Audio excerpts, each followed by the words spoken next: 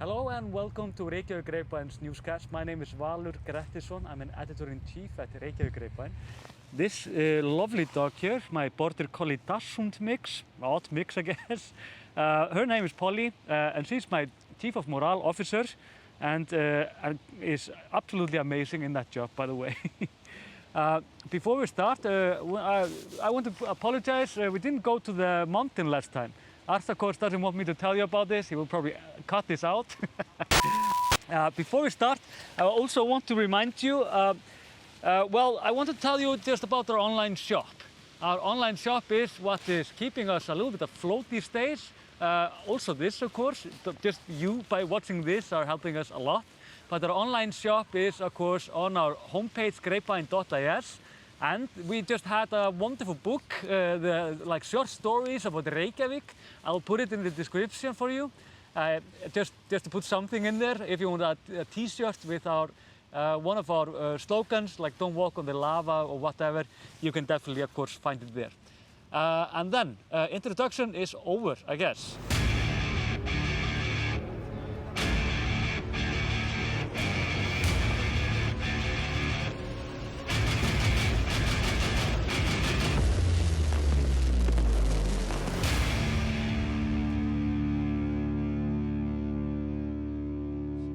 Should we do news? Art, is your back fine? He smiles. So, sorry?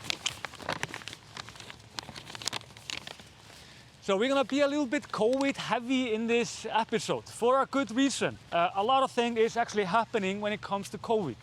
A lot of interesting things also. First of all, I want to go over the odd discussion about how Iceland was used by anti-vaxxers as an example of how vaccination was not working.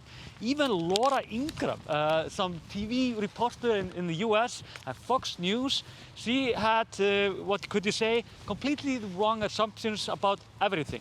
But just to get you up to speed, the thing is, we have vaccinated almost the whole nation. It's very close to 90% when it's over 16 at the age. We're even higher. So we are we are basically just all of us are vaccinated. The theory is that you will have a herd immunity after you've gotten 70% of the vaccination. The reason I say it's a theory is because nobody's really sure about that. Like, is it 60%, is it 70, is it 80, or is it 90? But scientists say 70 is more or less the thumb rule here. So the thing is, we have been vaccinating so well, but at the same time, and this is true, our COVID cases have literally blown up to bits. We went from basically nothing in last June up to the biggest wave that Icelanders have seen from the beginning. But this is, of course, the point that the American media, not American media, most of them actually have been pretty responsible about this. But for example, Fox News, some opportunities on YouTube, like myself, they've been trying to tell you some, saying it shows that vaccination is not working, even it's making things worse. To be completely honest, and I'm not much for labeling people idiots, but perhaps it could be when you see it first that it seems like that. You vaccinated so many in Iceland, but at the same time so many cases have come up. But the thing is, it's not because of the vaccination. It's because of our government. They decided the 25th of June that there would be no gathering restrictions at all in Iceland. Meaning that from beginning of July, we have been passing the virus to each other like nothing else. There has been no gathering restrictions. So this is perhaps a better case of how gathering restrictions actually work. Meaning that if we would not have any, we would have the biggest wave of them all. But keep in mind, we have lost 30 people from the beginning of the pandemic. The last one died in May. All of these people, almost all of them, has been older people with underlying sickness, whatever that would be.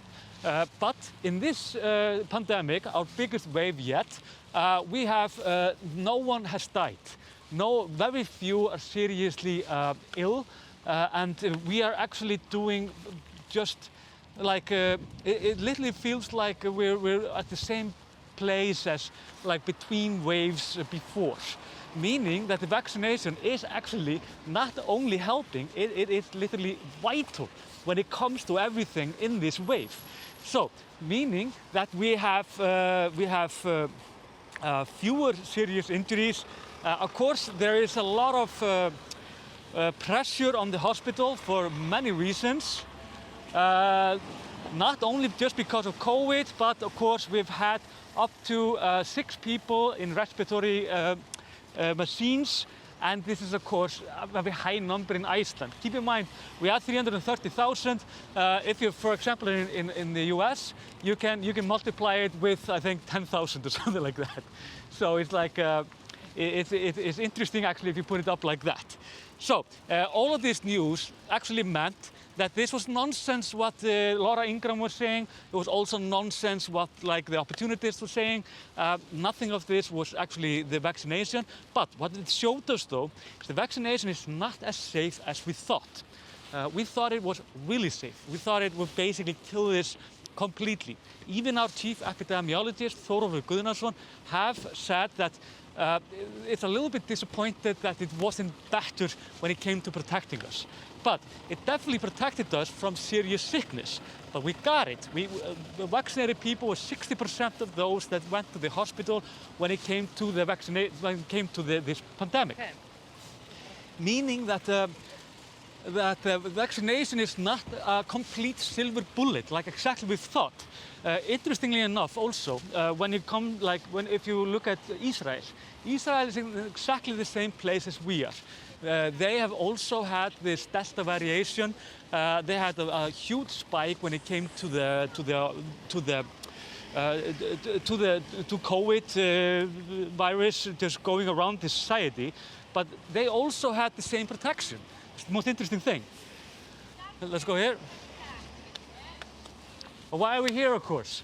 I'm showing you because we're still vaccinating people. We realized that, of course, everyone over 16 has more or less been vaccinated. We have been vaccinating the few 7% that are left that have not gotten the shot for various reasons. Only very few of them actually do not want the vaccine. Many of them just didn't get the SMS. Many of them didn't really have the time to do it at the time and didn't know how to get back to it. So there are like a lot of reasons why people didn't get it at the time, but they are done now, so we are even more secure now than ever before.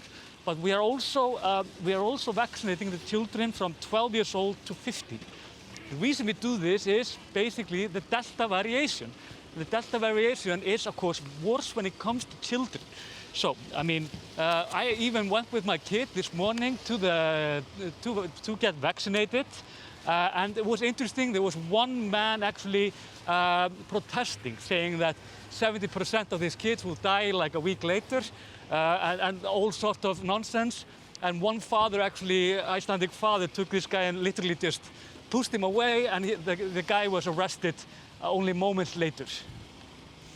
A lot of traffic here.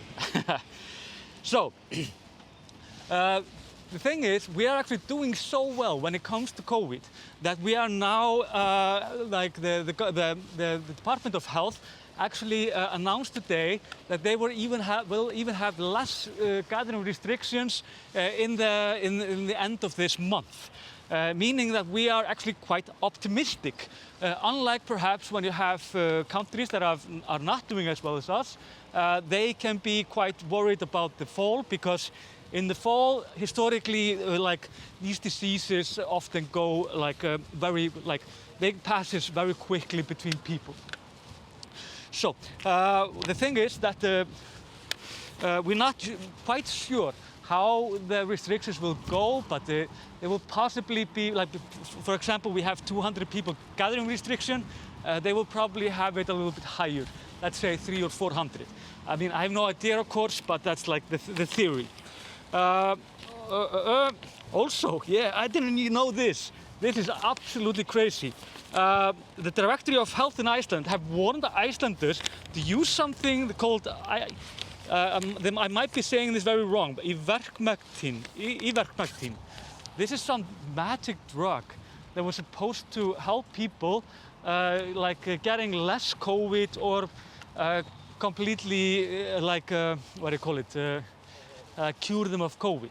But the thing is, there was an individual that actually he ate this, so took this orally somehow, and this is more or less just for animals, just to take the worms out of them and so on. And the thing is, he ended up in hospital. So the Department of Health issued an official warning today, saying that we should not be trying to do this, for it is very, very dangerous. So I just Googled it before I did this newscast, and it seems that this is a thing in the US. And I've seen that there have been warnings also there. So keep in mind, in Iceland we have one person at hospital because of this. So I would not recommend going there. Also, to other news though, to Afghanistan again. Afghanistan, of course, is in some ways also responsibility of Icelanders. For we have peace corps, we had peace corps there, but they were of course unarmed, and they were more or less focused on infrastructure and build-ups. The Icelandic government issued this morning that we are going to receive around 120 refugees at least from Afghanistan, mostly people that were somehow involved with the peace corps at the time. I mean, to be honest, when I read it, it's like it feels like we could do more. Iceland is, we are few and the island is quite big. So, but of course they have this. When refugees come to Iceland, there is a very nice program for them, and Icelanders have done very well by greeting refugees to Iceland and making them both welcome as well as making it easier for them to integrate. So, and finally, air traffic controllers. Jesus, yeah, I don't even want to go there. It's kind of, yeah, it's odd. Air traffic controllers, they are actually threatening a strike. It's a funny time to go to a strike because there is absolutely no one here in Iceland. Nobody is flying at all. And they threatened strike in 2016 at the peak of our tourist wave at last decade, basically. So they want higher salaries, and they will go in strike next week if their demands will not be met. And that means that, domestic flight will be disrupted seriously, but not international flight, not yet at least. These guys are not starving, to be honest. Feels like, let's just say that it feels like an odd timing also. There is elections, there's a lot of talk about poverty and such, and it feels miscalculated of them. They do not have a lot of sympathy from the nation, especially in this hardest time in COVID, where we need every plane basically. I mean, and every tourist, of course. It really helps when it comes to the government and to the economy. It really helps us at least. So it is what it is. And finally, Alma. There is a movie called Alma. It's a fantastic director, Kristín Jóhannesdóttir. She directed it. It has been nominated for the Nordic Council Prize for movies. Not sure actually how you can see this movie right now, but this is good news because this means that it will possibly and hopefully hit the international markets when it comes to movies, and you could perhaps find it, I don't know, in your local Netflix within months, perhaps weeks, who knows. Haven't seen the movie though. It's very artistic, like everything that Kristín does. She's an absolute legend when it comes to as a director in theater in Iceland. So, and this is the first movie she actually made, I think, I think I'm not wrong, but it's for decades. I think it's since the 80s. So it's a really interesting and enjoyable moment for us, the culture nerds in Iceland. So this is it for the news today. Again, I want to just remind you, of course, on our online shop. It really helps when you go there and buy whatever. We're always trying to find something fresh to put in there. And you have been very supportive in so many ways, so keep that in mind. Also, of course, you can find my link down here if you want to meet me and Bjartmar for our online, for our walking tours. It's also in September and hopefully in October, and we'll keep on doing it until nobody wants to meet us anymore. So, how's your back, Art? Yeah, he's not proud of that. He's not. I think it's a harsh wake-up call for him. We're getting old. We can't be doing whatever we're doing. No. Okay, I'm done. See you later. If not on the volcano, we'll at least see you in the new newscast on Thursday. Also, we're changing our rhythm for a few reasons.